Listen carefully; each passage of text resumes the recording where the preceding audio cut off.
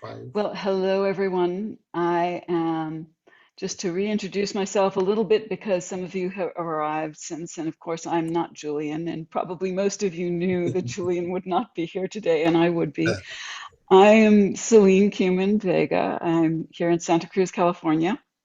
I'm a psychotherapist here and faculty at Saybrook University's Mind Body Medicine graduate program. And I've been working with Steve Gilligan since 1999. And that is when I met Julian as well. And have just appreciated the evolution over the years of Steve's work, as mine has been evolving as well. And as I was mentioning to the group that was here earlier, I'm very body oriented, very much about embodiment and about using our connection to the body as a way to approach all the different realms that we are and that we inhabit. And it's not that we're only bodies, but that our bodies are a wonderful way to approach and enter all the different realms of who we are. So I will try to bring in some of that body orientation a little bit today. And I know Julian doesn't start this way, but I generally start all of my meetings and gatherings with just a moment or two of reconnection to ourselves so that we bring ourselves fully to the thinking part of things because we're already really deeply connected to our bodies, and that actually helps our focus. So if you'll join me for just a moment or so here to connect with your body. And you might start by just looking around you and seeing where you are in the space that you're inhabiting, where you are in your room, or if you happen to be outside, where you are in the outside world. And start by checking in with how your body feels right now. Just tuning into the sensations of this physical being from your feet, through your legs, your hips, your torso, shoulders and arms and neck and head. And see if there's anything in your body that's asking for a little bit of attention, perhaps a stretch, perhaps a little bit of shaking something out, perhaps a little bit of twisting here and there just to get the kinks out. Perhaps just folding yourself over and back. Really, these are just possibilities, because what I'm really suggesting here is that you listen into what your body is asking for right now to get really comfortable, to prepare yourself for settling in, to sitting for a little bit and focusing. And if you haven't yet, you might tune into your breath and see how your breath and breathing are doing. See where your breath is moving into your body and how it releases, how the tension that might be living in parts of you can release along with that breath. Leave you just a little bit more relaxed and ready. Okay, so I find that doing just that little bit of reconnection to myself helps me to be more connected with everyone else. It's a reminder that even as I connect with others, as I'm teaching, as I'm doing therapy, as I'm coaching, I want to stay connected to myself throughout. And that's an interesting process, really. It's so easy when we're focusing on someone else to have our focus go there, and we lose track of that connection to ourselves. So one of the reasons why it's so essential, really, to have a daily practice is as that reminder to reconnect with ourselves, no matter what else we're going to be spending our days doing. We want to, at some point, connect to ourselves and check in, see what's there. Often we might be surprised to find out what's there, because we've been so focused on the external world and the others that we come in contact with that we have lost that information from our own being, that a practice, a daily practice of creative mind can help us to reconnect to. And we want to do that again and again. That's what a practice is.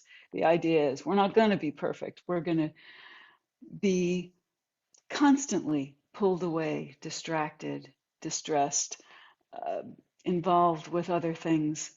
And the practice is to bring ourselves back each time. And when we spend a concentrated time with ourselves doing a true practice in the way that Julian's been presenting this daily creative mind practice, we have an opportunity to remind ourselves, not just for that moment to be reconnecting, but sending the suggestion to ourselves to continue to reconnect throughout our day and throughout our lives. And the more we practice, the easier that gets, the quicker we can bring ourselves back when we find ourselves distracted or pulled into something else, or taken over by our nervous system that gets involved in survival instincts or other emotional responses to the world around us. It's not that we don't want to have those emotional responses, and we certainly want to hear what our survival instincts have to tell us about dangers around us. But we want to be able to make conscious choices about how we respond to those things. And this kind of a practice is what really allows us to do that. So for me, my practice has over the years been a movement practice, that I would start my day with movement. And that movement wasn't a particular sequence of moves. It wasn't something that I would always do the same way. It was a process of entering into the space that I had set up for my practice and seeing what's there. And there might be times when I check into what's there, what's needed is for me to be lying on the ground and perhaps gently wiggling or feeling my connection to gravity, which is holding me on this earth and allowing my tension to release into the ground. It's the kind of movement that if someone looked at me on the floor doing that, they might not see a whole lot of movement going on. But I'm connecting to my body and I am actually moving. And even when I look completely still, there's the internal movement of blood and lymph and um, everything that's going on. The cells are moving.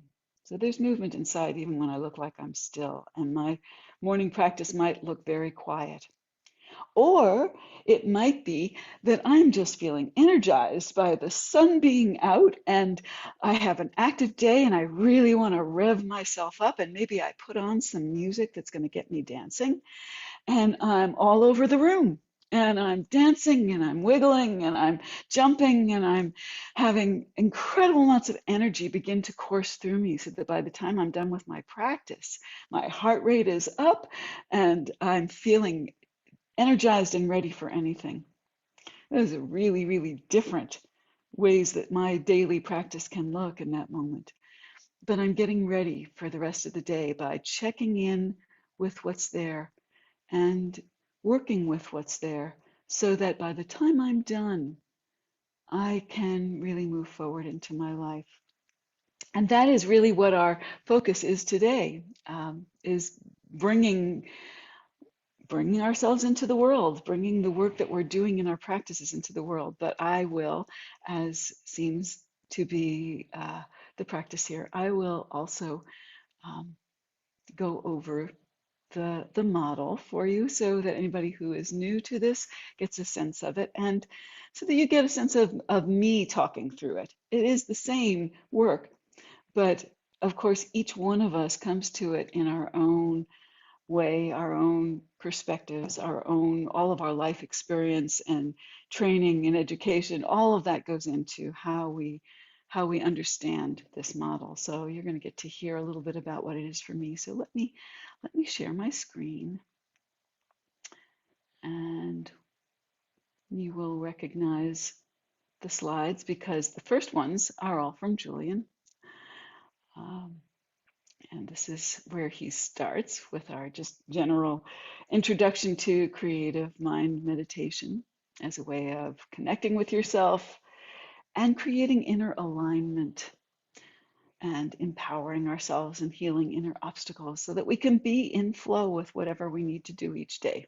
And I think that's a lovely elevator speech introduction to what this is. It really does say what we're doing here in a very brief manner.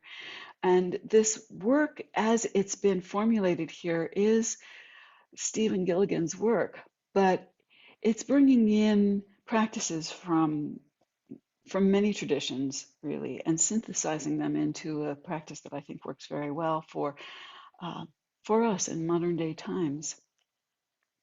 So it's, there we go, 7 steps for sustainable creative change.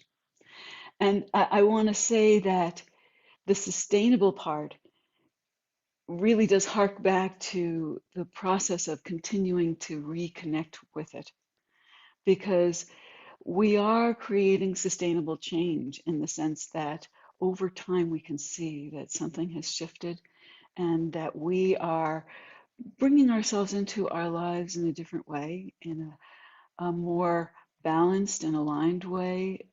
And by aligned, I mean aligned with uh, aligned with often the conscious values that we have chosen to live by.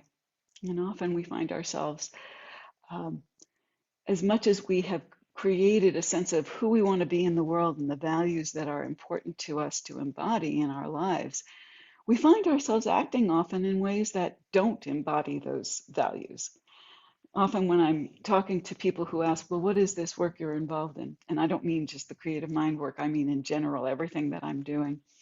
And I will often say, you know, especially with people who don't really understand what I mean when I talk about, say, the unconscious mind and how that affects everything that we do. I'll talk about, have you ever experienced a time where you found yourself acting in ways that when you stopped and looked at it afterwards, you were maybe even shocked, embarrassed, sad, felt like, wait a minute, where did that come from? Who was that? That's not how I want to be. You know, just snapping at someone or saying something that's just not as conscious as I want to be in my life. And of course, we've all experienced that because truthfully, we work from our unconscious mind and our automatic responses most of the time. It's a practice to be conscious and to come from a very conscious place in the choices that we make in everyday life. So this practice is a way to bring some of that consciousness into the choices that we make. And actually, we do become automatic in some of those responses. So I don't have to consciously choose at this point to bring some compassion to even the places where I might be upset with myself or someone else. That comes not exactly automatically, but closer to automatically because I've practiced it so much. In the same way that as a dancer, my body knows how to do certain things. I don't have to be telling it each time. Think about dropping my shoulders down. Think about lengthening my spine. That happens automatically because I've practiced it my entire life.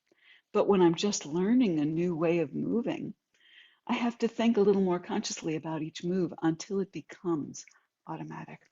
So that's, I think, what we mean by sustainable creative change, something that becomes almost automatic and where we have more facility at shifting gears into being able to make a conscious choice when we find ourselves overrun by our automatic responses that are there a lot of times for our survival. When we're in danger, for example, our body kicks into gear. our autonomic nervous system kicks into gear so that we can do what's needed without having to think it through. I can't, if the bear is coming after me, I can't stop and think, what's the right thing to do right now? I want my body to know what to do. And actually, my body has some pretty good ideas. It may run. On the other hand, if I've trained it well, it may not run. It may say, oh, that's right, with this kind of an animal coming after me, I need to make myself really big so that I look a little bit more threatening and scary and not so much like prey. Um, so there's a place where my survival instinct of, oh my gosh, I better run, may or may not be the right response. So I may also want to bring my consciousness in there too.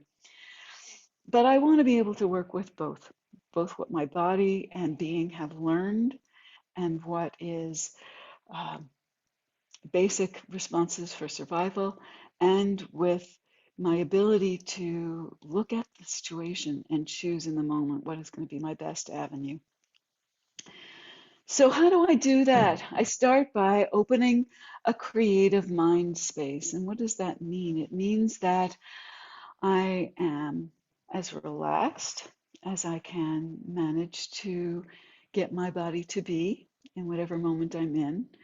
It means that perhaps I am working with my breathing to help that relaxation process happen, because there are things we can do. Something as simple as diaphragmatic breathing, so that we're breathing all the way down to the diaphragm and not breathing into the chest, can make a huge difference in how we experience ourselves and how our autonomic nervous system responds. So I can slow my heart rate. I can begin to um, just ease everything. And in that more eased state, I have more access to my conscious process. I have more consciousness of what I'm doing. I can step back from things that are going on. Say I'm in the middle of an argument. I can step back from that argument and say, wait, how do I want to be right now? Let me take a breath. And I think that's something we all think about. Let me just take a breath. That's sort of common knowledge. Oh, let's take a breath here before we proceed. We take a breath because that is how we calm ourselves down and bring ourselves into a creative mind space. So I start by opening that creative mind space, and then in a practice, I set a positive intention.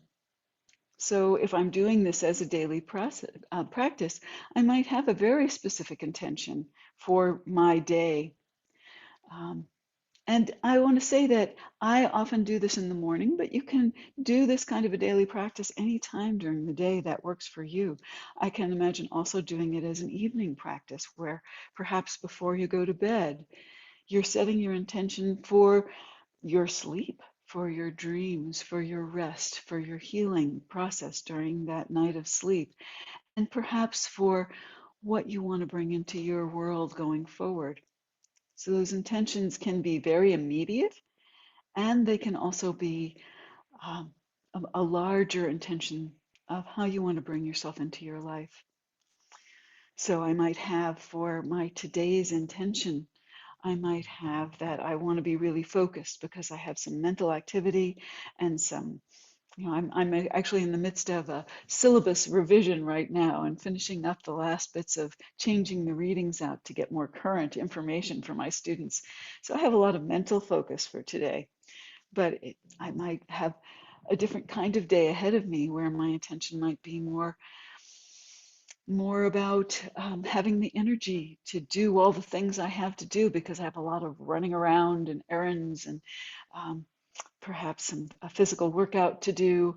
And I need more physical energy than the mental energy that I'm working with today. So I'm setting my positive intention. Perhaps my intention might be, and it often is, to bring some compassion to myself and to the world around me. It's one of the values that I hold, and so it's often an intention that I'll bring. So we're setting our positive intention, and that really can be whatever is needed in each moment of practice that you're doing. And I do mean moment.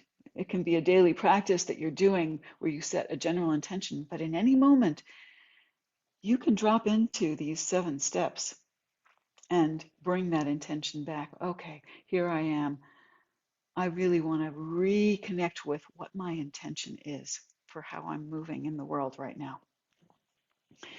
So we've got our intention, and then the question is, how do we do that? How do we bring it forward? Well, one of the first things we do is connect with our resources. And I'm going to kind of go over the rest of these really quickly here so we can go on to Julian's other slides, because I think he has some wonderful slides for looking at how you gather those resources. But we'll come back to the resources. We're going to gather the resources, all the resources that we have to support us and moving forward with our positive intention. And then as we gather those resources, it would be easy to just focus on the positive things. It's like, okay, I've got all these wonderful things that I have access to. I don't want to think negative thoughts here. I just want to think about the positive, and then I'm going to do it. Well, the truth is, there's a lot going on in us that we may or may not be aware of, and those show up as obstacles. Some of those obstacles are external, and we do run into things that make it hard to do what we're trying to do in the world. Okay, that's a reality. I mean, sometimes the car breaks down on your way to going where you're trying to go, and you have to figure out how to handle that. But a lot of our obstacles are internal obstacles. They're things that have to do with our own beliefs about ourselves that got deeply ingrained in childhood. They're maybe an ongoing situation where we're not getting the support from around us, and so we don't have an ongoing sense of resources and support that are right there in our lives. And so the obstacle might be that we just feel abandoned. You know, we feel like, oh my gosh, I'm all alone trying to do this and nobody's helping me. And how can I do it? It's too big. There's so many ways that we can get in our own way. And by that, I mean all the different parts of us that have their own responses to the world can come in. One of the ones that I like to bring in often is that I have my 4-year-old introverted, kind of scared by everybody, social anxiety self, who would essentially hide behind my mother when faced with anyone new. I'd be back there hiding. And when I was able to really connect with her, what I came to was that my first impulse, which was to shoo her away. It's like, you're in the way. I want to teach this class with all these people. You know, I can't have you stopping me by being scared of all those people. Get out of my way so I can be my full teacher self. That didn't work very well because she had some important things to remind me of. And aside from that, she is a deeply important part of me. And I can't shoo her away. In the same way that if I really did have a 4-year-old child that I had to care for all the time, I couldn't just send her into the other room and abandon her because I had other things to do. I would want to at least make sure that she feels safe and comforted and taken care of before I try to do the things I'm trying to do. And I need to take care of that 4-year-old in me who's so scared of people in the same way. I need to make sure I've listened to what her fears are and made her feel safe and addressed as many of those needs as I can before we can then work together to come into my teaching. One of the things I do is assure her she doesn't have to do it. I'm not going to thrust her on the stage by herself, this 4-year-old who doesn't know how to do this, that I have a lifetime of experience doing this. And I'm the one who's going to be there, and she can be right there behind me. I won't make her be out there in public. So that's my way of having come to terms with something that could have been an obstacle, but has actually become a real asset because that 4-year-old is very perceptive. And she picks up what's going on in the room and gives me a lot of information about what I might need to know how I might want to shift my tone of voice or my pacing or how much time I spend on what I'm talking about. She can perceive things that I might be so involved in my teaching that I'm missing. So we work together, we're a team. So that's just one example of how we might welcome obstacles and begin to see how they can become part of what we're doing and address the needs of those different parts of ourselves. And then we want to weave them into an integrated whole. And actually, in my little story here, I've given you the integrated whole part, is that we're working together, that part and I. And from there, we bring it into the world. And that's what we're going to be focusing on today and continue to grow those intentions and those parts of ourselves that are perhaps larger and more connected to larger understandings of the universe and who we can be than our single ego self. So moving forward with these slides here. I know Julian likes to bring in these stages that Jean Gebster uh, elaborated many years ago, and that Stephen Gilligan's been working with these days, because I think they really do offer us uh, a way to, a framework for understanding all that we're bringing to who we are. One of them being spirit, of course, which is sort of the whole that we're all a part of, where we lose our sense of being an individual mind, really, and become part of this whole. And it's really not an easy thing to connect with that consciously, although sometimes I think we are thrust into those moments of having a glimpse of that. And we can more consciously choose to open ourselves to that part of reality. And then nature being what's around us, this world that we live in. And our own bodies are part of that. We're not separate from nature, we're part of it. And then collective mind, where we connect with the culture that we grew up in, all the messages that are there for us through childhood, not just from our families, but from everything that everyone around us believed and understood, and the rituals that we incorporated into daily life, and our sense of what it means to be a human being. All of that comes from our culture, our family, um, our lineages, who we've come from, our people. I'll often ask people, my students, as we're getting to know each other, who are your people? And by that I mean, where did you come from? How did you get to be who you are? And that's some part of it is our DNA, and we may or may not even know where that came from.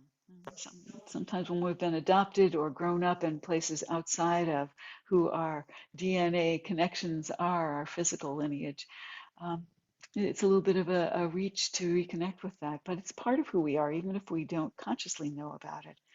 And then there are the lineages that we come from. I have a sense of some of the dancers and spiritual teachers that have been part of my life, and actually even some of the scholarly teachers that have been mentors for me and have contributed to who I am and what I bring to what I do. And then there's the groups that I'm part of that are places that I've chosen to join and places that I find myself thrust into, perhaps my neighborhood, the people who live near me, as well as my groups of choice, where I choose to be with people who share my values and share my intentions for what we want for the world, how we want to grow ourselves into that. And then there's my individual mind, the isolated ego, where I might feel like um, I have control of my destiny and I can make choices. And often this is the part where it's my conscious mind, so it's not always so aware of those unconscious realities and those different parts of myself, which is part of why this kind of a creative mind practice is so important, so that my individual mind can be more than just an isolated ego. It can include all of these other things, and that's where we come to integral mind, where we're bringing together all of those parts. So it's not like I'm rejecting my ego mind. I just don't want that to be all there is. I want it to be part of a larger reality that includes all of these. So when we're looking for our resources in that step where we go beyond just our intention to find out how we can enact that and bring it into the world, when I'm looking for my resources, all of these places that are part of Gebser's um, consciousness, understanding of consciousness, all of those are part of the resources that I go reaching for. Those times that I am in flow, that I really feel, oh, this is it. I'm in it. And of course, often when I'm thinking that thought, that pulls me out of that flow. I can only recognize flow often when I look back on it and say, wow, I was really moving along in what I was doing there. Sometimes it's in the interruption of the flow that I realize how much in flow I was while I was in it, where everything is just moving along. And when you talk to athletes, really excellent athletes, you often hear that that's what they're preparing themselves to enter when they are preparing themselves. They're not thinking through, how do I do this anymore? That's part of their training, that's already in them. But they're readying themselves to go into flow. That's what the creative mind state that we want to enter at the beginning of our process, of our practice. That's what we're trying to open ourselves to, is that sense of flow that includes both our conscious mind and all of all of this. So the times that we were in flow are resources for us. It's like, remember that time when it all came together and worked so beautifully. Our strengths, our talents. You know, when I'm interviewing students or new faculty members for our university, one of the things I'll ask is, you know, what do the people around you say are your strengths? You know, and it's always interesting to hear people talk about it, answering the question from that place of what do the people around you say. I think it's a little easier sometimes for people to talk about it in terms of the feedback that they get from others than to say, oh, this is what I know about myself. But both of those are places to go to learn about that. Sometimes we do get to hear from others, oh, you're a good listener, for example. It's like, oh, okay, I'm a good listener. Now I know that about myself. I can recognize that as a strength that I have. Or maybe there are things that I know about myself that I haven't even brought out for everyone else to see yet. Maybe that's a message to me that I might want to do that. I might want to let people know how powerful I am, as well as how compassionate I am. That those are both important parts of me, and I really want to use both of those as resources. Um, and then there's the people who see us, who believe in us. And those are deep resources. I will never forget when I was a student and at UC Santa Cruz, University of California, and I had realized that none of the majors there, the majors that they had available, psychology or anthropology, none of them quite spoke to what I was doing. And I had the opportunity there to create my own major, which I did. Ritual and the Arts and Cross-Cultural Perspective is what we finally called it. I was looking for the faculty members who would be there for me, you know, who would be my committee. I needed 3 faculty members, and it was not easy to find that. And I'll never forget walking into the place of one of them where he was holding forth with a few students, and one of my other professors had sent me to him because he thought this would be a good resource for me, a good mentor. And this man, Noel King, who was a scholar of religions, really, I don't know how he saw me so quickly, but just walking into that room, his eyes widened and he welcomed me, and he said something to the people around him, the students. He says, "Look who has come to join us." It's like he didn't even know who I was yet, and yet he saw something. And indeed, he did become one of my committee members and a very important mentor for me. And really, the most important part was that I had such respect for him, and he saw me. He believed in what I was doing, even though it was new. And he was learning from me about some of the movement pieces that I was bringing into this and some of the ritual that I was bringing into my work. Um, but that has stayed with me, and I can always bring him in as a resource. He's he's gone now. He passed away many years ago, but he is always there with me as someone who believed in me, and that energy supports me in everything that I do. So those are the people who see you and believe in you. And then there's the community of mind, all those ancestors, your culture, the parts of your culture that support you, because there are parts of our culture that sometimes don't. And that's true for family as well. All of those places in our community, we get to pick and choose what are our resources here. And the parts that are not our resources, we can push those out of the way when we're searching for resources. It's not that we don't want to know that they're there and find ways to work with them in a positive way. But when we're looking for resources, we want the things that really do support us. So we're looking through all of these places um, for what is going to help us, what is what we need. I was listening to one of the other recordings, and someone had asked about archetypes and how do you find your archetype. And I want to speak just briefly to archetypes because um, I tend to like to have access to all of them because I never know what I'm going to need. And it may be that I want an archetype that is, for example, I was just speaking to strength. Maybe I want a warrior woman archetype. And maybe I'll go for Diana from the Greek myths, or Artemis, um, kind of the Greek and Roman there together, who we've often in Western world thrown together.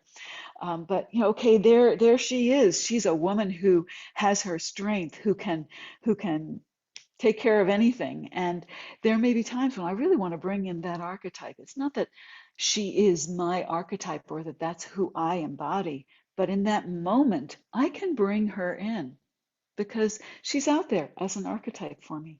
She's a very different archetype than, say, a mother archetype, who I may want to bring in at a different time when I'm dealing with someone who needs nurturance. I want to have access to all of those archetypes as best I can because I never know what I'm going to need for whatever is in front of me. So those are the archetypes that we have access to because they're universal energies that we all can tap into. And the cultures of the world, it's interesting that Julian has put this in there that way. One of the things that I'm working with a lot these days is the questions surrounding cultural appropriation. And although I have access to all of the cultures of the world, I also want to be sensitive to the fact that some of those cultures have struggled to have access to their own cultural rituals and ways of being, and that as a white Western woman, I have the luxury of saying, oh, that's a really cool thing that they do over there in that culture. I think I'll take that on and use it, and that's not always appropriate. I really need to check in and see what, with people from that culture, is this okay for me to do? Is this particular goddess in your religion something that is open to me as someone who didn't grow up in that religion? And is my understanding of her appropriate? Or am I just going with my own Western idea of something that has a long history and lineage to it?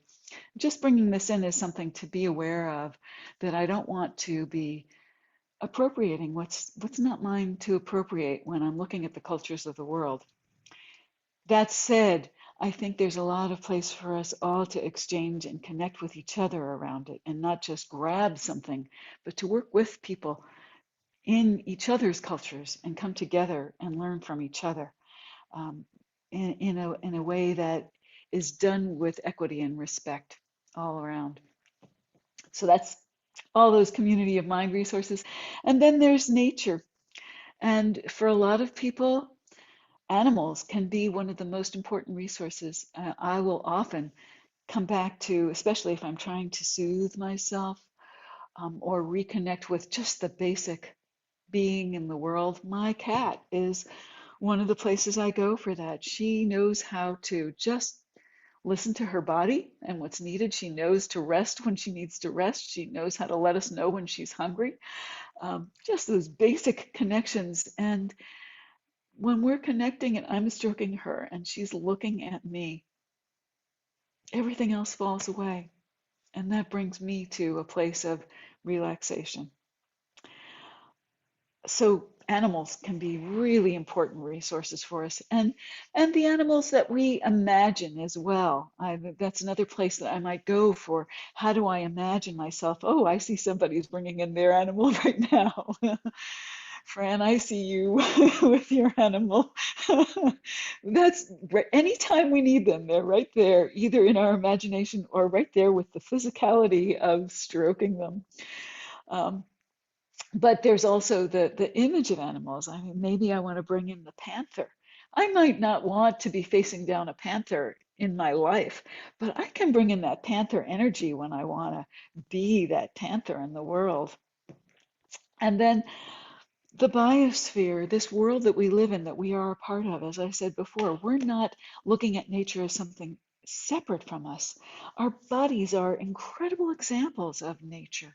They are moving and shifting and living. We are living organisms that are part of this nature. We are breathing all the time, constantly exchanging with everything all around us in this biosphere that we're part of. And then there's this sense of the universe, which is a little harder to feel in the body in the same way. But I have to say, when I look up at the stars and let my imagination go to the other worlds that are out there, the other galaxies that are out there, there's so much that is holding me that I am also a part of in some way. All of that becomes resource. And then the spiritual world, the world of spirit, where we do go beyond the body, and I may connect with it through my dancing, through my moving, through my breathing, but it goes beyond all of those. The different planes of existence that are right here in me right now, they're not all physical, and they connect to so much that is beyond what my mind can actually even comprehend. It becomes hard to talk about some of these realities, but that doesn't mean we can't find our ways to connect with them through meditation, through imagination. They are there and they are available for us, and they're an important resource. I teach about the chakras. It's one of the things that I work with and have been teaching about for many, many years with Anadea Judith. And one of the reminders I like to give people, because people think of the chakras as, okay, well, they're right here. They aren't exactly in the body, but they connect with the body. The 7 major chakras, and the 7th one is there at the crown, and the first one is down there at the, maybe you include the legs, but it's down there at the bottom of the spine. But what I remind people is that's not a closed system. It's actually open on both ends. So that first chakra at the bottom, at the feet, doesn't end at the bottom of our feet. It connects down into the earth. That our physicality, that is part of our root first chakra, is part of the earth, and that the earth is part of us. And that's where we go beyond our individual selves into something larger. But it's flowing into us and moving through us and back down. And same thing happens at the crown, where it's not a closed place. It opens up into what's beyond us as individuals. And that's one way that we can connect with all of that. So to have a sense of that flow, that we are just channels of this energy that moves from the very particular earth that we live on into that universal and way beyond the universe into that spiritual realm. So that's where we get to that ever-present origin from which all arises, that is timeless and sometimes difficult to articulate. And all of that brings us to the integral mind, where we integrate all of that. None of it gets thrown out. There is no out to throw it to. It's all here, and finding our way to work with all of it is part of what we're doing here. So we've moved through transforming difficulties with those resources, and I won't spend a lot of time there, but that's what we were we were working with last time with Julian, is how do we transform difficulty with resources and then begin to weave it together so that the difficulty that we have becomes a reconnection. And some of our difficulties may even become our resources as we find our way to reconnect with the different needs that are there in those different parts of us. So where we're coming to today is the next step after we've woven all of those resources and obstacles together. Then we're ready to move forward and take it into the world.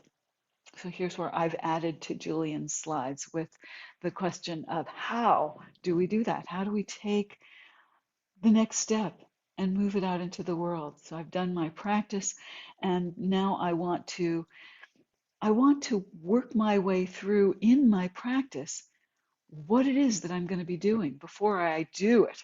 Okay, so we're back to practicing. This is how we practice. When I'm practicing a new movement, I do it again and again and again. And I review all the things that I know about it. So this is what we do here. First of all, I'm going to review the changes in my creative state. I'm going to check in and say, where am I now? I've been working on this for a while, or maybe I've just started working on it in this practice today, where I maybe found myself with a new intention and maybe brought in a new resource and maybe found myself working my way through how to integrate a new obstacle and find a new relationship with it. And so where am I now? How am I different than when I started this practice today? Well, maybe I feel a little bit more loose and able to move and able to feeling ready for something. I'm not even sure what it is. Maybe curious.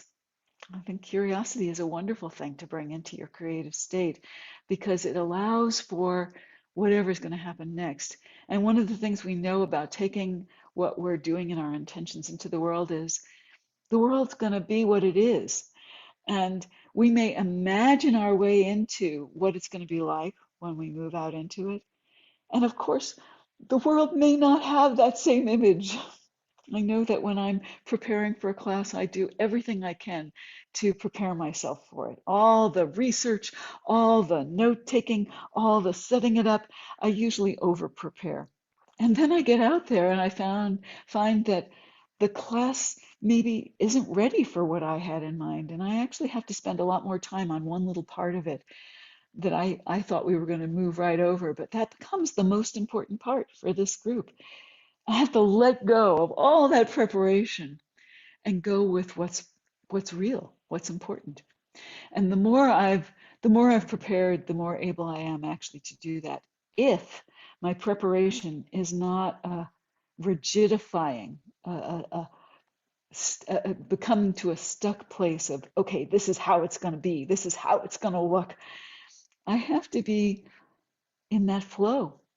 I have to be readying myself for what's next. And that's where that curiosity comes in. I don't know. I don't know what I'll find really. And can I keep breathing and keep bringing myself back into that creative mind state to be able to address whatever comes my way? So by reviewing the changes in my creative state, what I'm really looking for is, yes, I'm looking at what my intention is, but I'm really looking at, am I in a state that's going to be ready for this? So from that state, I want to see myself making the changes in my future self. And maybe they're really in the moment. Maybe they're about a conversation I'm about to have with someone that I know is going to be difficult. Maybe it's about the directions I'm choosing to take in my life and a real big shift in my profession, my relationships, where I'm living. I might, these can be from very subtle little changes that I'm making to really large movements that I might begin to feel like I'm ready to make in my life. And I'm going to visualize those. I'm going to actually see myself doing them. I'm going to imagine the steps. Really, what am I wearing? How am I holding myself? What is the expression on my face? What does the room around me feel like? The place that I am walking into? How do I experience the other person who I'm about to connect with around whatever's next? I want to visualize all of those, knowing that the reality may not match that exactly. And that I'm also, at the same time that I'm visualizing it, I'm allowing for the possibilities of being flexible, being resilient, being able to move well through whatever's next. So the next piece of this is making a vow and a commitment to myself. This is important. This is what's important. This intention that I'm bringing of how I want to be, how I want to move. This is the vow that I'm making to myself. I'm really thinking through how I want that to be. And the vows and commitments that I make are going to have a big effect on how flexible I can be. If my vow is that this is what the world's going to look like, and I'm vowing something that I can't control, I'm going to be in trouble once I get out there.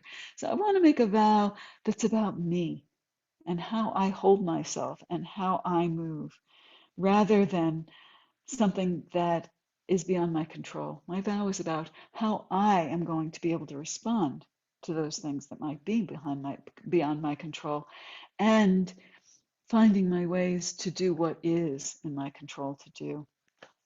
And then I'm going to bring some gratitude to this. Even before I get out there and do this, I want to bring some gratitude to myself for doing this practice, to all those resources for being there for me, to my obstacles for being able to be part of this in a way that feels positive now, in a different way that feels relational and not something I have to separate myself from. And gratitude just for the universe being here and being alive. So many different things we can be grateful for. And there's actually a lot of research on gratitude practices and how helpful they can be for people. So I really want to reinforce the gratitude piece of this. There's lots of worth in taking our time with that gratitude piece. And then all of this has been done in this state that is a creative state that's resilient, and I'm getting it ready to take out into the world, but I also want to make sure I am ready to take it out into the world. So I need to reorient myself. I need to remember I have feet on the ground. I have a body that's moving in space. I am in this room or this outdoor place that I've been doing this practice.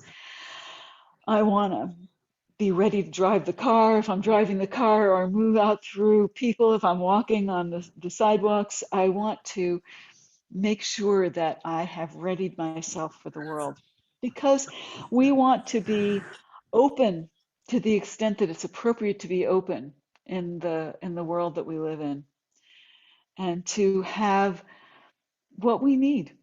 We want to walk out of the house with what we need.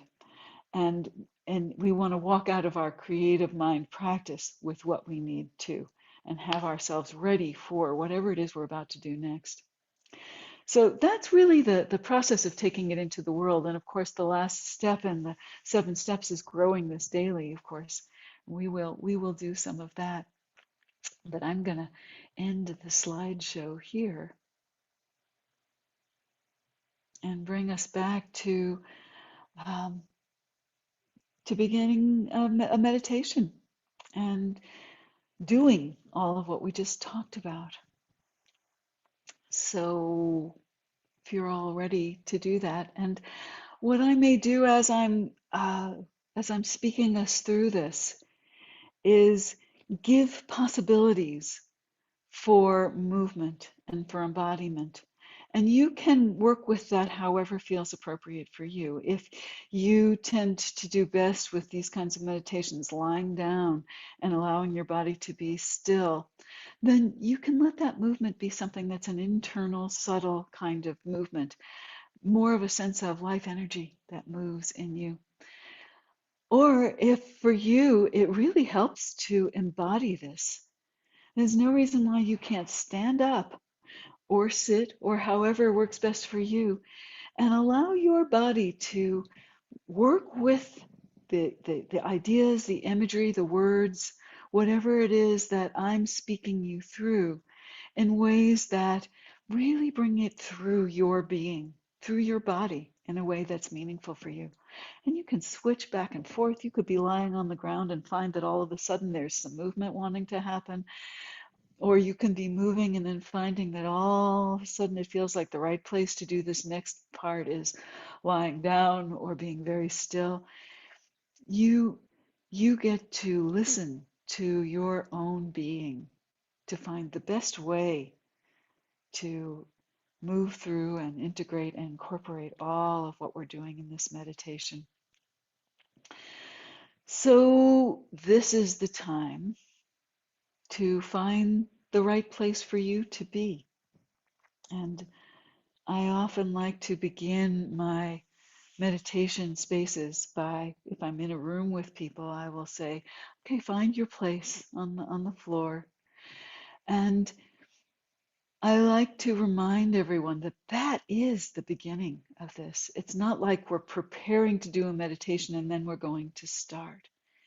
This process of preparing, of taking that last drink of water or whatever beverage you have with you, of checking in with your body to see what you need. If you're going to lie down, of finding how your body wants to situate itself, how far apart your legs are, where your arms are, how your head is.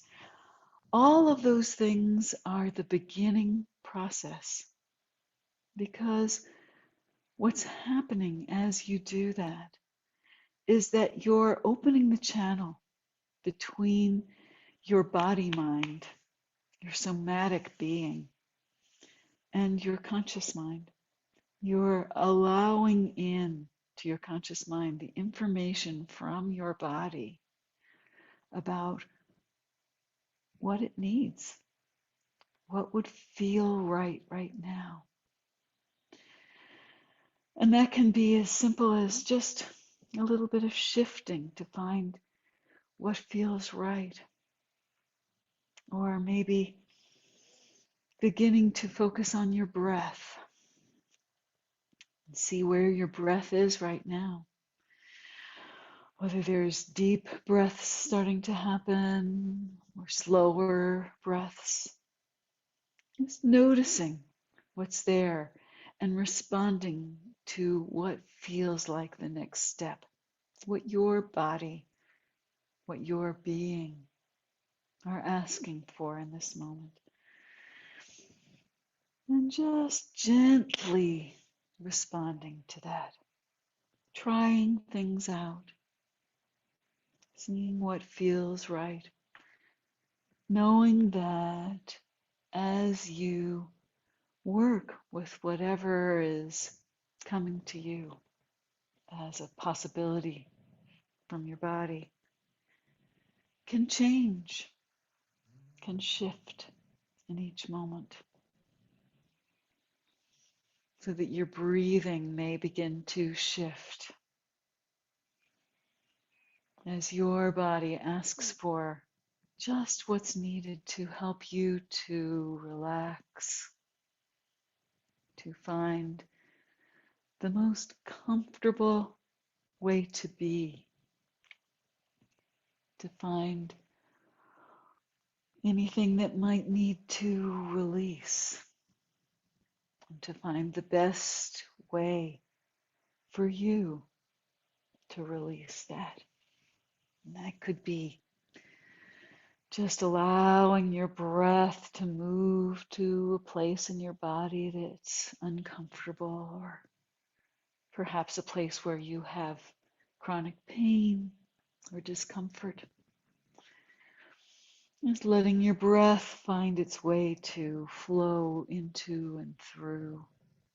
Just bringing the healing energies that you can bring into your body with each breath, and letting them circulate into the places that need that life energy that your breath brings.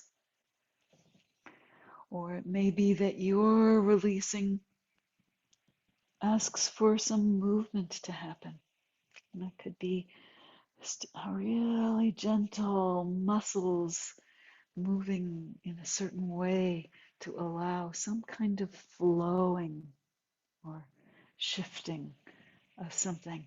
It could be a shaking, something that needs to shake itself out in the moment.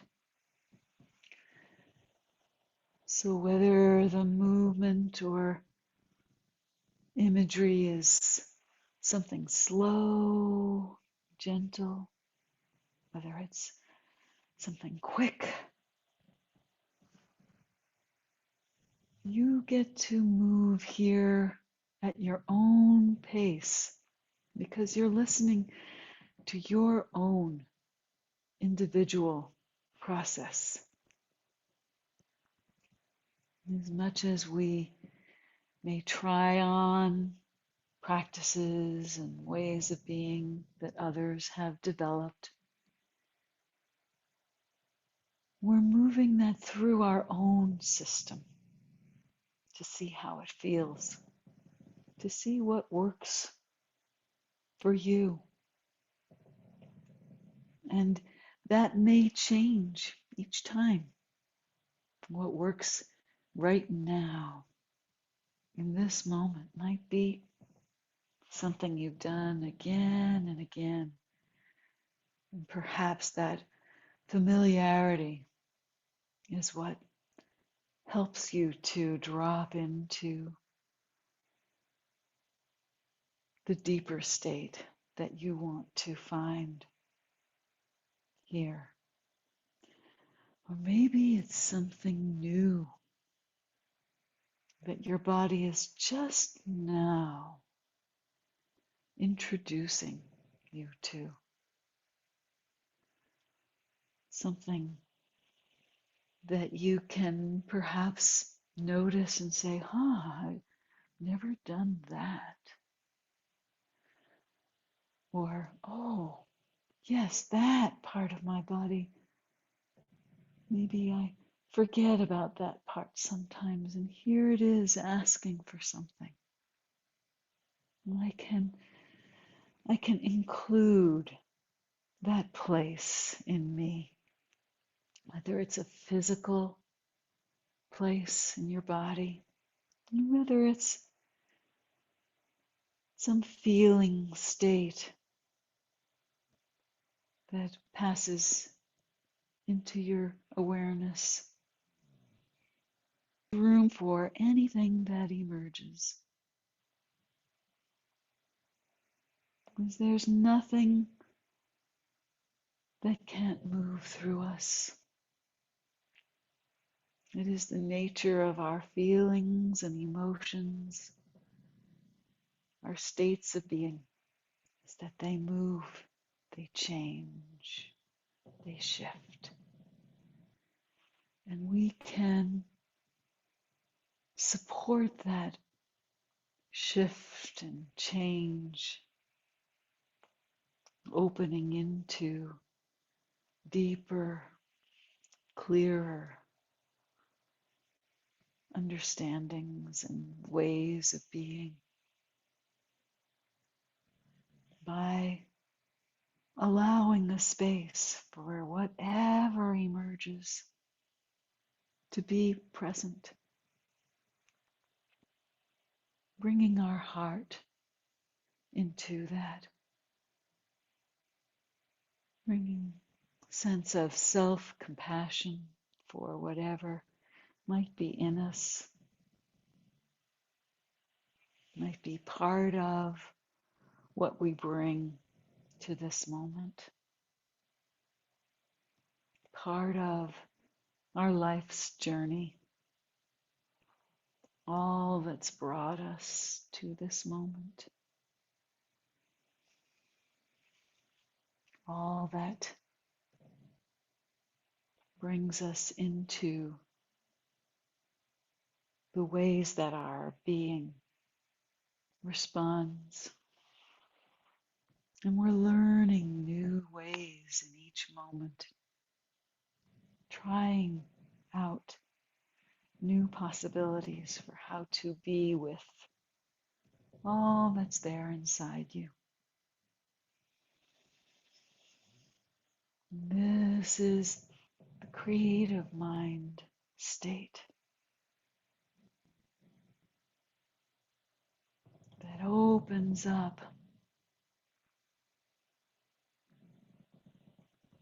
and in that state we can see what is the intention in this moment. Maybe it's an intention that you see as your life work that's been shifting and changing and becoming something so important to you and who you are. Maybe it's something that in this moment has just emerged into consciousness.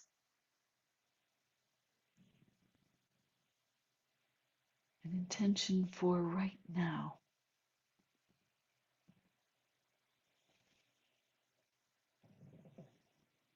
And seeing where that intention lives inside of you.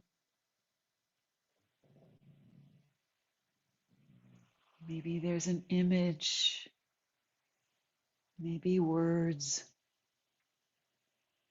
maybe a memory, a sensation.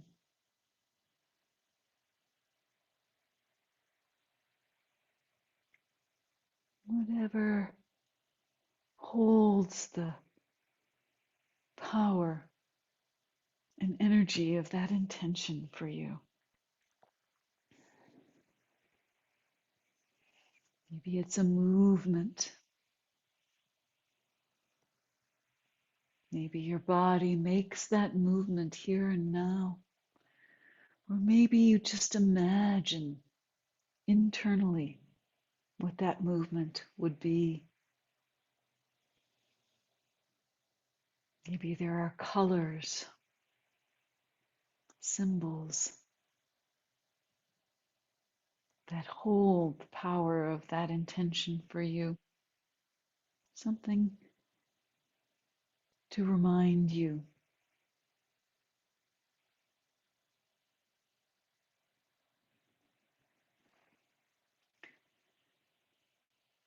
And then as you bring that intention fully into your being, bring in also the resources that are there for you.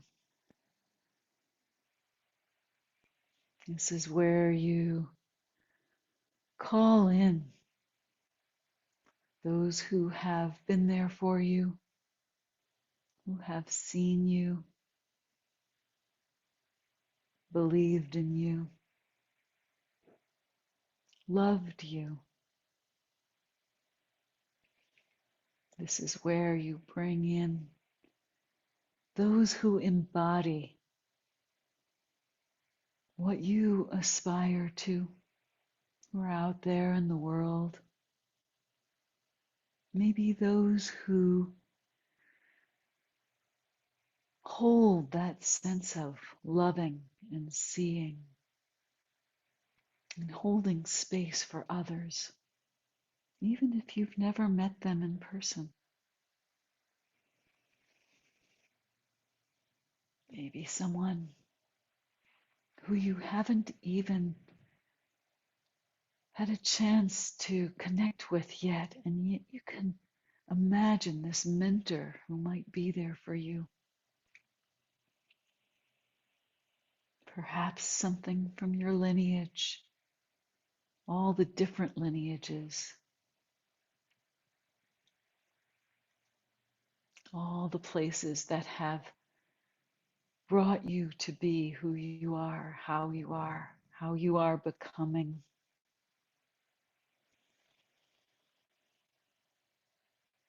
Places in nature, places where you've felt most at home in yourself, other beings, animals, trees, even mountains, rivers, the places and beings that have supported you, helped you breathe more easily, helped you feel your wholeness in the universe.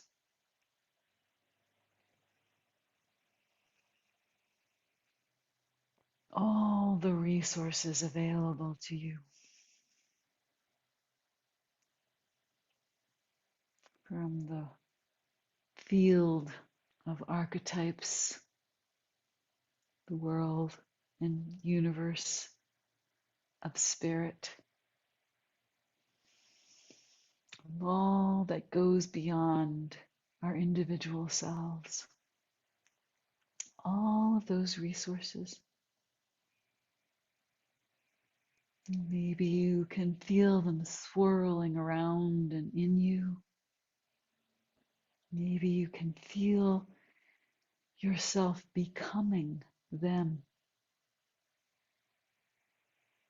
nourished by them, held and supported by them,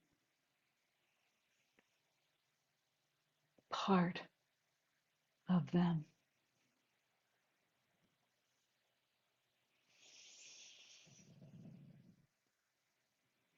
And then even as you hold and contain and are supported by all of those resources, your intention is there.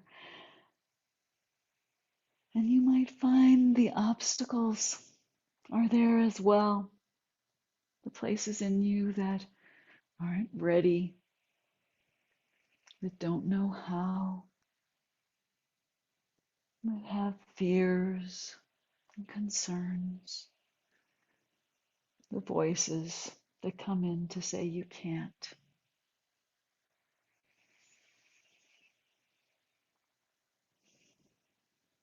And finding that way, perhaps through your breath, through your movement, through your sense of all those resources that are there with you and in you and of you,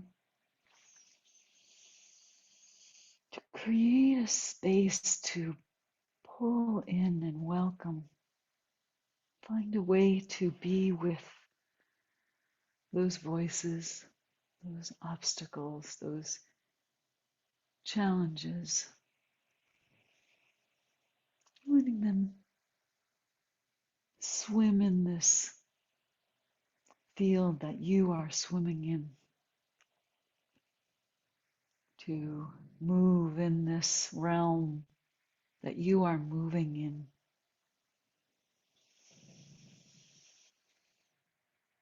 Feel how they are part of this tapestry, this piece of artwork of your life. They have their place. And you can gently find how they can be absorbed and held, cared for, listened to, part of all of who you are becoming, weaving them together, weaving yourself together as all of those integrated parts and places, an integrated being.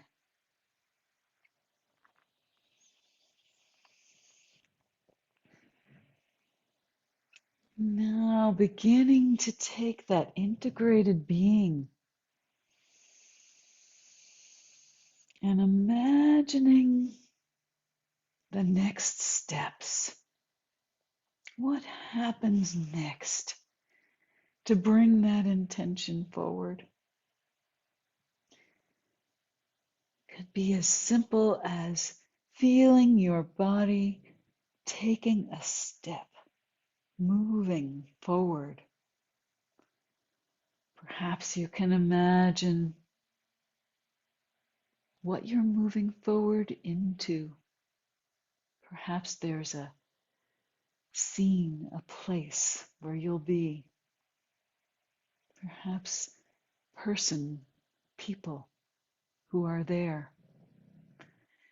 Imagining how you hold yourself, how your body moves into that space with those people, how your breath breathes in your body as you enter that space with all of who you are and with that intention so strong, so powerfully part of who you are.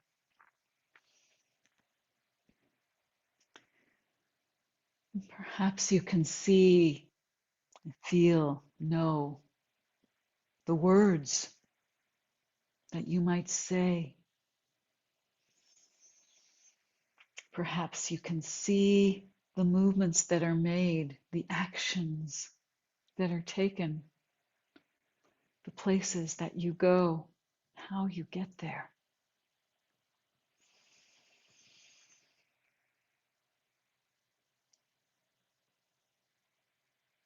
Perhaps you can just feel yourself in this next step of this day, and how it feels to move into that next simple step in this state of being. Making whatever vows and commitments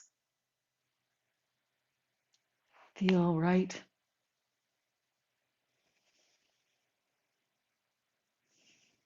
They could be simple, just for this moment, the vow, the commitment.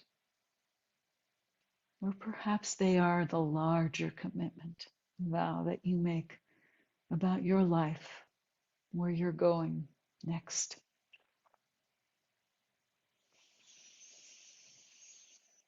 Breathing that through you, in you, around you.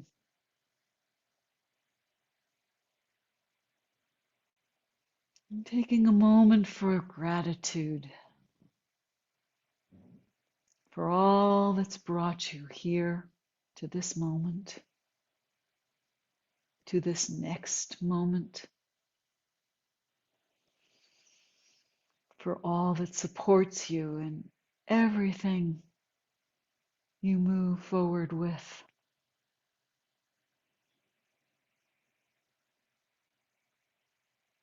Perhaps just for life itself.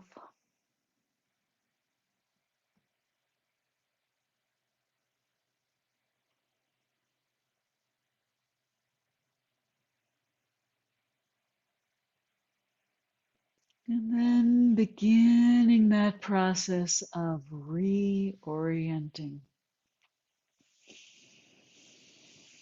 Perhaps taking your next breath a little more deeply into your body. Feeling how it moves through all of you, not just your lungs, but out from your lungs, through your torso, out your arms, into your hands, down your legs, into your feet, up into your head, scalp, neck, face. Feeling the wholeness of you as you begin to come back into this room that you're in. When you're ready, you can let your eyes open up to see what's around you. Bringing yourself back. And let's go off into some breakout rooms so you can begin to share some of this experience and what happened for you and where you're sitting with it now with each other. And let's see, I think you've got, we're going to do this with, what have we got? I think we've got, let's do 25 minutes. Can we do 25 minutes? And what does that divide up into? Sure. So I think we've got sort of 5 to 6 minutes in groups of 4 and 7 or 8 in groups of 3. Great. And then we'll come back for at least a few minutes of question and answer and sharing in the group, and have a good time out there with each other, sharing your experiences.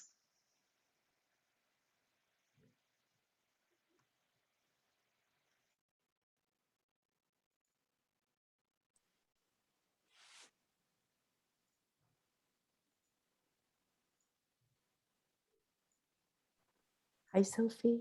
Hi. Just let me do one more. Welcome back, everyone. Yes. So would anyone like to share anything that came out of this for you? Or, questions and answers here are good too, but I'm glad to hear whatever anyone has to say or ask here. I see Jahan has her hand up. Yes. Yeah, thank you very much, Selene. I entered the session with a mind so full, and then bit by bit, with your inner peace and serenity, you helped me calm it down. Thank you. Good. Thank Good. you. You're very welcome. And life is it is this interesting concept of reality reshaping according to our filters. And it is a conversation, whether the conversation is with the thoughts we have or the words we speak or what we are engaging in. This is the conversation. Things in reality may arise, intentions manifest, things shift and happen. And with my mind full, with my notebook, writing lots of things of I have to do this and have to do that, and calming down a little bit and drifting away with your meditation. And then a bit later, I started to receive, messages from like answers to all the questions I had before. And I was like, surreal, wow, I like, that is so beautiful. And this is a great experience where we keep the practice of engaging with meaningful conversations, being present, remembering that we're always resourceful and obstacles are not what they seem to be. And life is beautiful thanks to you and thanks to all of you. Thank you. Okay. You too. Thank you, John. Thank you. you.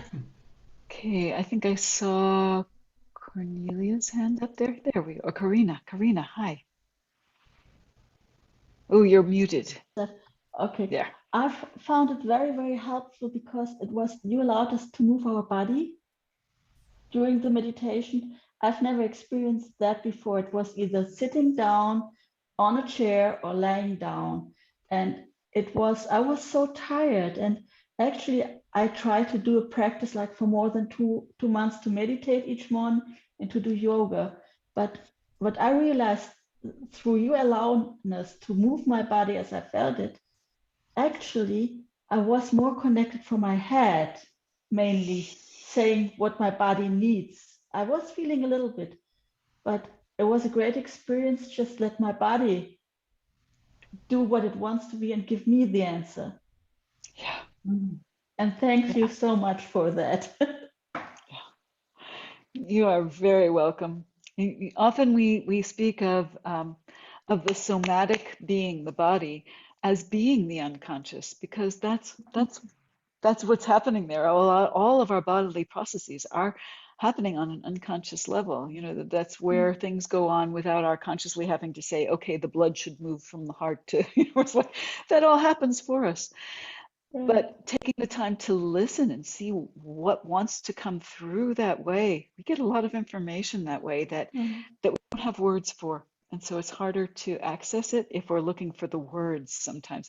And then sometimes it translates into words. So that's wonderful too. I'm glad you got to have that experience. Thank you so much for giving me the space for this experience, Selene.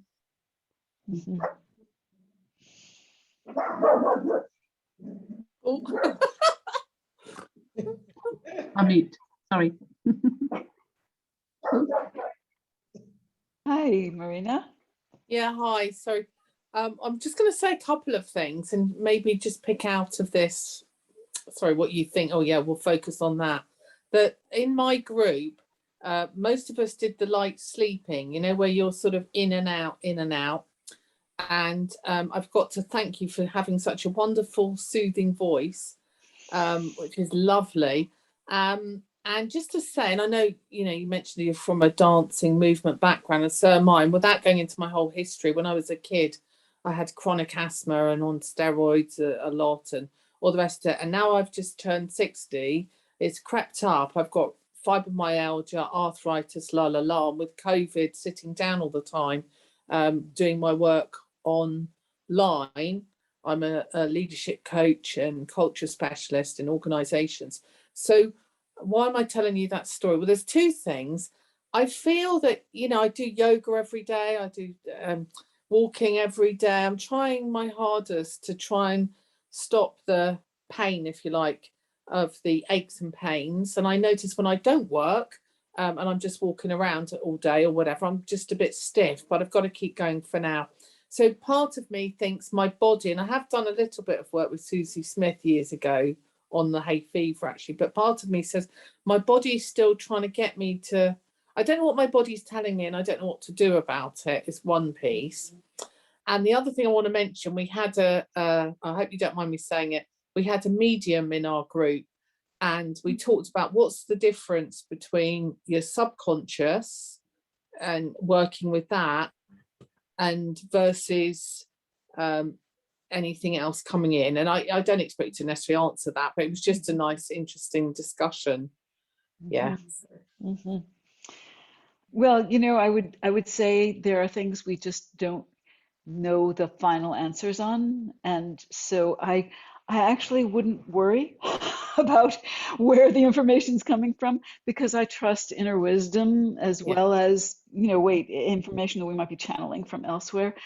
I don't feel like I need to determine the source completely because when you look at the whole, maybe all of it is kind of the same in some ways, you know. It's like, so yeah, I don't know is the answer, and I don't necessarily need to know in order to be able to use the information that comes through. Yeah. Great. Yeah. Okay. Thank you. Anyone else? Well, I know we are at time here, so I will. And what I'm going to do is say that I don't have to go anywhere right away. I'm glad to stay and answer any questions or, you know, chat with anyone. And I also know some of you are going to have to go because it's time. So I've really enjoyed being with you all, and thank you very much for coming. And Julian will be back next time for the final one. Oh, and I will share some resources with you in the newsletter that comes. Our university, our Mind Body Medicine program, has been doing 15-minute meditations since the pandemic started in the mornings that are actually open, and I can give you a link if you'd ever like to join us. We're doing them on Mondays and Fridays, starting again in September. But we have a whole library of them now, of 15-minute meditations from various traditions and ways of being. I've done about 20 of them, and other faculty and alumni and students have done others. And they're on Spotify, and we have a YouTube channel for some of them. And so I will share those links for you all if you ever want to check in on what we've got out there. Thank you. Thank you. Brilliant. Really lovely. Thank you so much. Yes, lovely. Thank you. Thank you. Thank you very much, Celine. Great to Thank be with you all. Bye. Bye. Bye. Bye. Bye. Yeah. Mhm. And like I said, I'll hang out for a little bit longer if anyone has any, you know, specific questions. Yeah. No, I have no question, but just to say, I feel very simple and very beautiful. I can't really express it any more than that, but I felt transcended into just a very peaceful and loving space. So thank you. Thank you, Celine. You're It's, very welcome. yeah, beautiful, beautiful. Thank you. Hmm. Well, thank you very much too. I enjoyed it really today, especially that movement. And I have a personal question. Do you know Michelle Ruff? Yes, I do. She's here in Santa Cruz, and in Yeah, fact, she came for dinner on one of the nights of the supervision. So I've just seen her last week. well, she's been my trainer in Germany, and give her my greetings. I always think about her, and Christina from Germany. Christina, You'll I know it. will say that is so fun. I love all the international connections that we are getting to have. Well, Can I ask you, do you go sometimes in trance with this movement or not? You stay Yes, calm. you know, trance is not just one thing. It's not just one state. So I would say that I go into different kinds of trances with different things. And if I'm lying down with my body completely still in that sort of half sleep state, that's it's a different level of trance or a different state of trance. And different kinds of experiences can happen for me than when I'm doing the kind of trance that happens for me when I'm moving. So it depends on what I need as to which one I'm likely to do.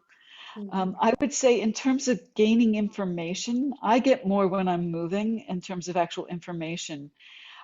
When I go into those deep state trances, I end up feeling like there's a lot of deep healing going on, but I don't remember much of it. So I get more conscious information out of it when I'm in that other kind of trance where I've opened up a space that allows things to come through. But you know, there are varying levels. Like one of the things that I notice is when I'm leading others in trance, I often get some signals from my body that tell me when I'm in trance. I have a sort of an unusual one that happens in my hand, that this muscle and this muscle contract and release alternately. It's not something I can do consciously at all. So it's a really wonderful indication. It's a message from my deep self saying, this is it, you're in trance now. And so when I get that going, when I'm with a client or with a group and that starts happening, it's like, oh, good, I've entered into that state. Even though I'm conscious and leading the trance, I know that I'm in touch with something deeper as well when that starts to happen. Thank you. Mhm. It was enjoyable. Yes. Good, good, good. Elizabeth, hi. Hi, Selene. Good to see you after a long time.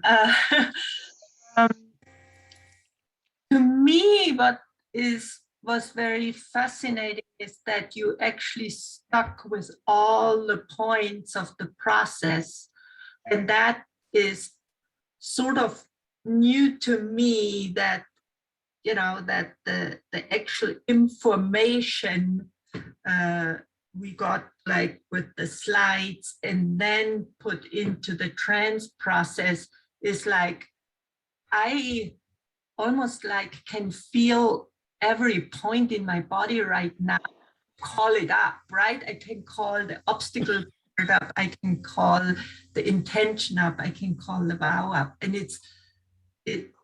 I really thank you for bringing this together, because that's often, especially for me, the connection from what I'm learning here and what this information is.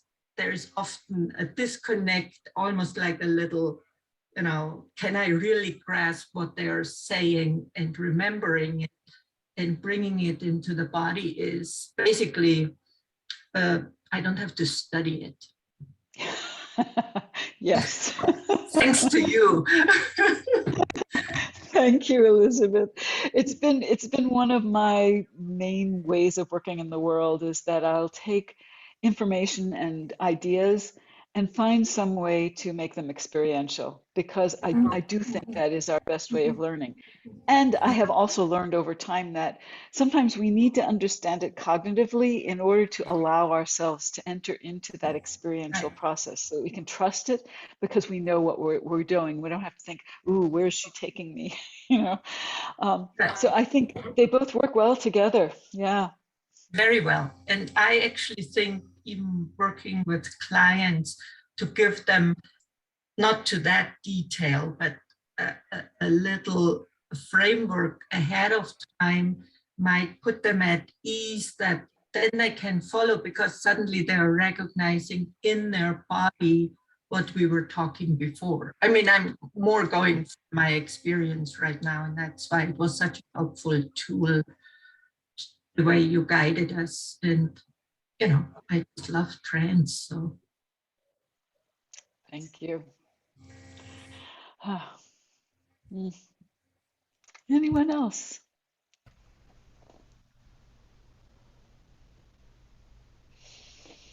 I'm very curious about the opposite of in the embodied way, like what is, we only know our representation on default of how our body moves or on which energy we go. And I feel sometimes like, oh, I may not be there because my physicality is maybe one of the more active one. But I find so much joy by, oh, let's discover the opposite, or let's discover all facets of and see where that fits in. Yes, yes. When I'm leading people, you know, this was a very specific direction we were going because that's what Julian's doing with you. But when I'm leading people just on explorations of how does our movement connect with what we're doing in the world and all of that, I will often have people, okay, walk around the room. You know, okay, we're all walking around the room. Now walk as if you were really in a hurry and you have to get someplace fast. And so we were all walking around the room with that kind of energy. It's like, okay, now let that go and imagine that you're just strolling through the park. And how does that feel? What happens in your body when you're doing that? And we'll start exploring all kinds of different ways of what happens in our body with different kinds of scenarios and ways of being, to explore those opposites, you know. But when I'm with a group of people and I'm opening up something the way I did here, I am always so struck by how different each person is. So if I have 40 people in the room, there may very well be one who's really actively, you know, jumping around the room. And there might be someone else who's lying there and really there's no movement that you can see. And I learned long ago that it's really easy for the people, especially on the extremes of the spectrum, to feel like, oh, am I doing it wrong?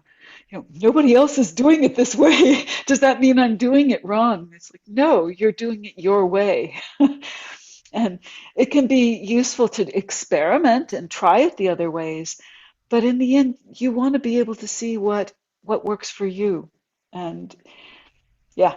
It's such a beautiful message. Like I have ADHD, putting the label on the side, but I also work with a lot of people having ADHD, and there's so many people feel rejected. And this is one of the main insights, like you are wonderful the way you are, and the environment has maybe more trends or more representations that are more typical, but you're perfect the way you are, and you bring a gift with that. Yes, exactly. And creating safe spaces where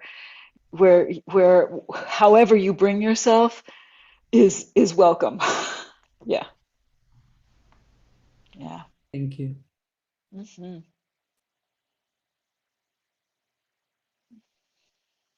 Anything else? Anyone? Well, like I said, it was really lovely to be able to come in and join you and do this with you today. And I'm so glad there's a recording. I really am appreciating recordings because I do these things completely you know, I do have a general plan, but I never know what will come out as I'm doing it. So I'm always glad to listen to my own recordings afterwards and see what I did. And I'll see if I can join you again next time with Julian when he's back. And thank you. and if, Selene, yeah. thank you very much. It was great. Thank you. You're welcome. And Thank some of you. you I will see this weekend in Creative Mind. Thank you. Thank you very much. That's wonderful. Thank you.